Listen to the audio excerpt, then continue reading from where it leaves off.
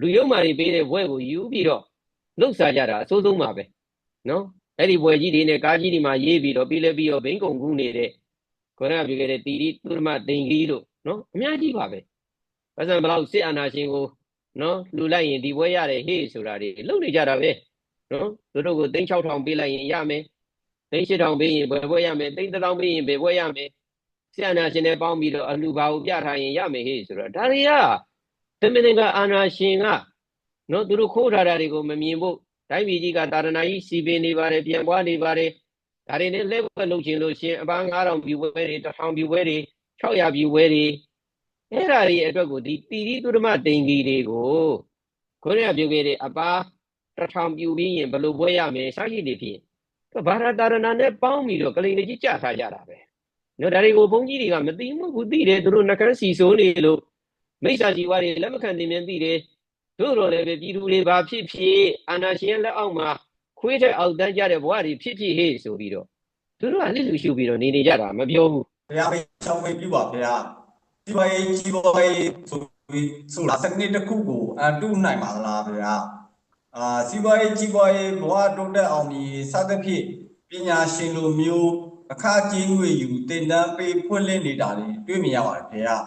ဘဝအောင်မြင်တိုးတက်မှုဆိုတာကောင်းတဲ့နည်းလမ်းတစ်ခုဖြစ်ပေမဲ့စနစ်တစ်ခုရဲ့မှားယွင်းမှုကိုအတုနိုင်ပါသလားဗျာ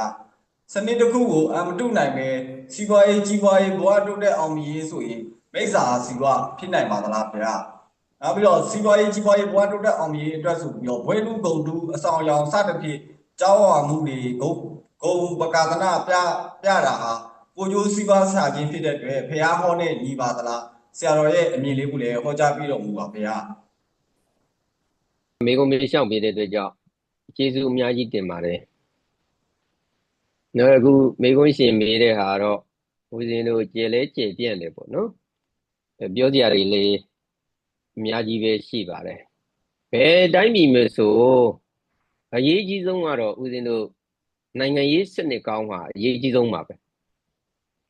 ဒါကြောင့်လည်းပဲဦးဇင်းတို့ဆရာကြီးဦးအောင်တင်းတို့ကနိုင်ငံရေးက main system သူမကောင်းရင်ဘာမှမကောင်းဘူးလို့ပြက်သားပြောခဲ့တာပါနော်သူမကောင်းရင်ပညာရေးကျန်းမာရေးစီးပွားရေးဘာသာရေးလူမှုရေးအရေးအရာမှန်သမျှဟာမှန်ကန်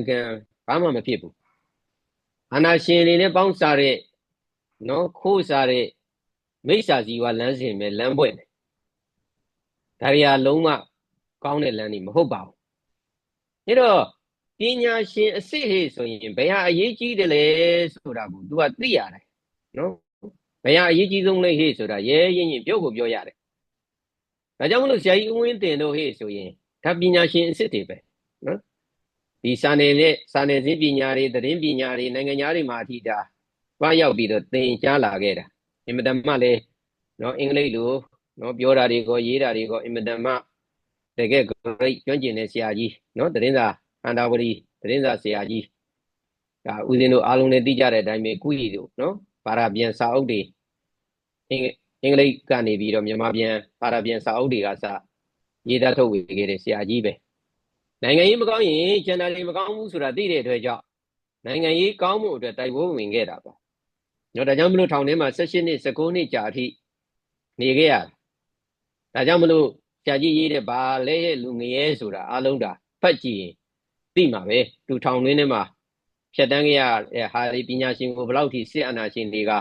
နော်နှိတ်ကိုတလဲဟေ့ဆိုတာတွေအလုံးမြင်ကြရမှာပဲအဲ့တော့ပြောချင်တာရပါလေဆိုတဲ့ခါကျတော့ဦးဇင်းတို့ပညာရှင်တွေမှန်တယ်များဟာနိုင်ငံရေးစနစ်မကောင်းရင်မှန်ကန်သမာအာဇီဝနဲ့နော်ကိုယ့်ရဲ့ပညာတွေအရေးချင်းတွေနဲ့ဓမ္မအာဇီဝနဲ့ကြီးပွားရဲ့လမ်းကြောင်းဘာမှမဖြစ်နိုင်ဘူးခေဆိုတာသိနေတဲ့အတွက်ကြောင့်ဒီစနစ်ကောင်းရာရှိရေးကိုထောင်ကြခံနေနော်အသက်တွေဇရွေးတယ်နော်ဘဝတွေဇရွေးတယ်ဒါယနေ့ NLD ပါတီဝင်တွေဟေ့ဆိုရင်လည်းအားလုံးမြင်ကြတဲ့အတိုင်းပဲနော် NLD အမတ်တွေဟေ့ဆိုရင်လည်းထောင်ထဲကိုဝင်ခဲ့ကြရတာနော်နှိပ်စက်ခံခဲ့ကြရတာအသက်ခံခဲ့ကြရတာစီဝါရေးတွေချိတ်ပိတ်လို့ချိတ်ပိတ်ခံကြရတာနော်အပြင်ကနေပြီးတော့ပညာရှင်တွေဟေ့ဆိုရင်လည်းနော် NLD ပါတီဝင်မဟုတ်ပေမဲ့ကိုယ်နိုင်ငံကိုကောင်းစေခြင်းလို့ကြိုးစားကြတဲ့နော်နိုင်ငံရေးတ ကယ်ပညာရှင်တွေစာပေပညာရှင်တွေနော်အတွေးခေါ်ပညာရှင်တွေအကုန်လုံးဒါနေဝင်လက်ထက်ကနေပြီးတော့ခေတ်ဆက်ဆက်အသက်ခံရတာနော်ဦးဇင်းတို့ရှမ်းစော်ဘွားတွေကချင်စော်ဘွားတွေနော်ကရင်ခေါင်းဆောင်တွေအများကြီးပေါ့နော်ဒိုင်နာခေါင်းဆောင်တွေဟေ့ဆိုရင်လေနလန်မထူနိုင်အောင်တက်ပြက်တာနော်တက်ပြက်တာအာနာရှင်ကသူ့ကိုမလန်ရဲအောင်ကိုနော်ခုနကပြောခဲ့တဲ့အကြောက်တရားရိုက်သွင်းပြစ်တာပဲတက်ပြက်တာပဲဦးဇင်းတို့ပြည်ပမာနဲ့ဗိုလ်ချုပ်ရွာဆိုတဲ့စာအုပ်ဆက်ဆိုင်တို့ရေးတဲ့ဥစ္စာတွေဖတ်ကြည့်ပါနော်ဆရာနာရှင်ကဘယ်လောက်ထိတတ်တယ်ဇော်ဝါးတွေကိုဘယ်လိုတတ်ခဲ့တယ်ဘယ်လိုတွေနှိမ့်ဆက်ခဲ့တယ်ဟေ့ဆိုတာနော်သူလဲရှမ်းတယောက်ပဲရှမ်းဇော်ဝါးတွေအသက်ခံရတဲ့အကြောင်းတွေသူတို့သိနေတော့အများကြီးဒီမှာတွေရေးထားခဲ့တယ်ကိုတွေဥနေဝင်ဘယ်လို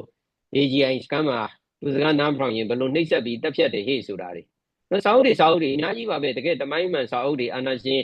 နေရခေဆက်ဆက်ရက်ဆက်ရုပ်မှမှုတွေကိုနော်ရေးသားဖော်ပြခဲ့ကြတာဒါတွေရေးကြတယ်ပြောကြတယ်ဟေ့ဆိုရင်ဖန်ခံရမယ်အသက်ခံရမယ်သိတာပဲတို့တော့လေအရေးကြီးဆုံးအလုပ်ကိုလုပ်တာပညာရှင်ပဲဘုရားပြောခဲ့တဲ့ဖော်ရှောတွေကတော့သိကြတဲ့အတိုင်းပဲ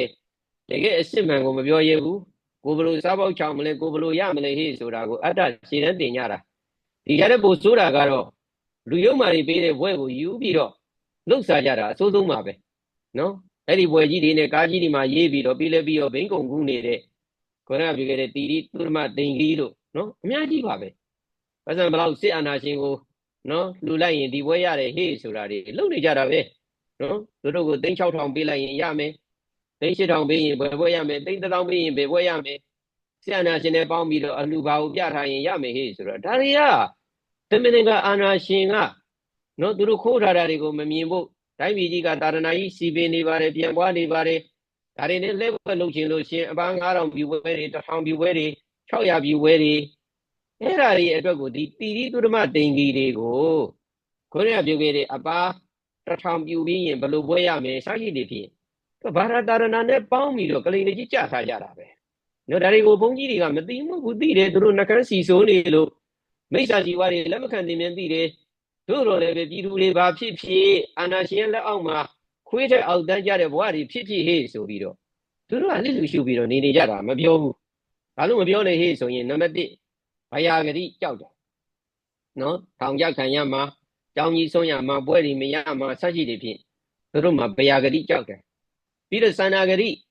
အဲ့ဒီအာဏာရှင်တွေစီကခုနကပြောတဲ့ကာကြီးတွေဘာကြီးတွေညာကြီးတွေအကုန်လုံးလိုချင်တယ်အဲ့တော့သူတို့ကအမှားနေပြီမပြောရဘူး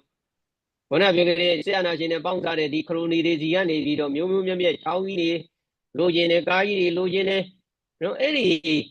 လာဘတက်ကာရဒီလောကဟေ့ဆိုတဲ့ဒီမှာသူတို့ကညှိနေကြတာပဲဒါကြောင့်မလို့မြောက်ဝတီမင်းကြီးဆရာတော်ရှိစဉ်ကပြောတယ်နော်ဒီလိုတိုင်းပြည်ရဲ့အာဏာကိုခိုးနော်အဲ့ဒီခိုးထားတာတွေနဲ့တိုင်းပြည်ရဲ့တရားဇာတမှန်သမျှခိုးအဲ့ဒီတခိုးတွေနဲ့ကိုရဖို့အရေးဆိုပြီးပေါင်းစားကြတဲ့ခရိုနီတွေမိစ္ဆာဇီဝနဲ့ရထားတဲ့ဥစ္စာတွေမှန်သမျှဟာတဲ့ခွေးတွေဝက်တွေစားနေတဲ့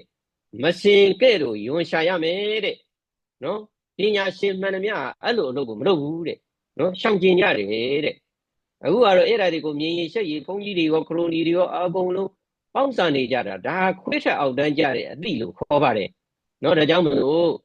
ဦးဇင်းတို့ပူဇာစပူဇာနေရနံဟေ့ဆိုတာမြောက်ရီမင်းကြီးဆရာတော်ကပူဇော်တဲ့ပူဇော်ချိုက်ဆိုတဲ့ဟာပါတယ်တဲ့ပူဇာနေရနာဟေ့ဆိုတာတကယ်ခေါ်ရပြောခဲ့တဲ့အသက်ဆုံးဘဝဆုံးနော်ဆရာကြီးဦးဝင်းတင်တို့လိုပုဂ္ဂိုလ်တွေကတာဦးဇင်းတို့ယနေ့တည်းဒီပြည်သူတွေရဲ့နှလုံးသားထဲမှာနော်သူ့ဘာဘွဲမှဆရာနာရှင်ကြီးကယူလာမှမဟုတ်တာတို့တော့လေပြည်သူပေးတဲ့နော်ငါတို့ကိုတမင်အလင်းဆောင်တဲ့ဆရာကြီးဟေ့ဆိုပြီးနှလုံးသားထဲမှာပေးတဲ့အဲ့ဒီဘွဲရတာလေဦးဇင်းတို့အမြဲ